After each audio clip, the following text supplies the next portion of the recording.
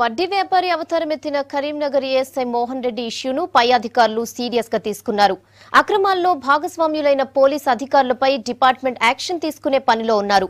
Karimnagar additional SP Janardhan రెడ్డిపై బదిలీ వేటు పడగా మరికొందరు డీఎస్పీలు సీఐలపై చర్యలకు రంగం సిద్ధమవుతోంది.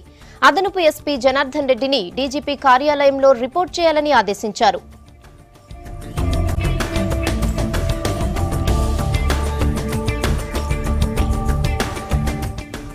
ఒక సాధారణ ఏఎస్ఐ స్థాయి వ్యక్తి కోట్లాది రూపాయలతో అక్రమ వడ్డీ వ్యాపారం చేస్తుంటే ఇంతకాలం ఎందుకు బయటకు రాలేదు?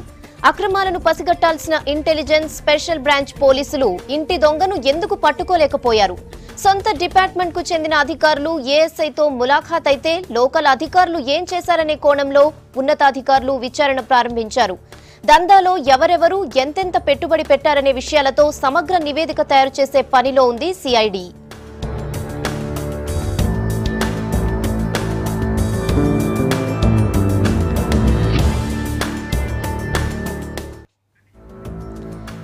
ఏఎస్ఐ మోహన్ రెడ్డి సిఐడికి ఇచ్చిన సమాచారం ప్రకారం కరీంనగర్ జిల్లా అడిషనల్ ఎస్పీ జనార్దన్ రెడ్డి 90 లక్షలు పెట్టుబడి పెట్టడమే కాకుండా మోహన్ రెడ్డి దందాకు సహకరించాడని సిఐడి నివేదిక రూపొందించింది.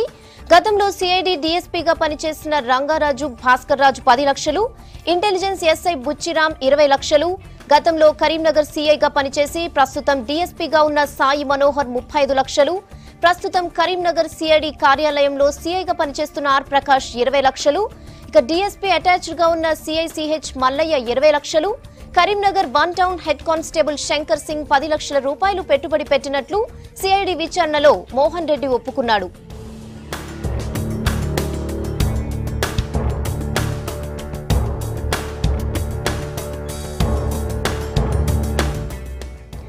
ఇక మోహన్ రెడ్డి బాధితులంతా వచ్చి తమకు జరిగిన అన్యాయాలను తమను ఎలా బెదిరించింది కళ్లకు కట్టినట్లు వివరించారు. డీజీపీ ఆదేశాలతో మరింత లోతుగా ఎంక్వైరీ చేస్తున్నారు సిఐడి అధికారులు. ఇవాల్టితో మోహన్ రెడ్డి 13 రోజుల కస్టడీ ముగియనుండటంతో మరోసారి అతన్ని కస్టడీలోకి తీసుకోవాలని సిఐడి భావిస్తున్నట్లు తెలుస్తోంది.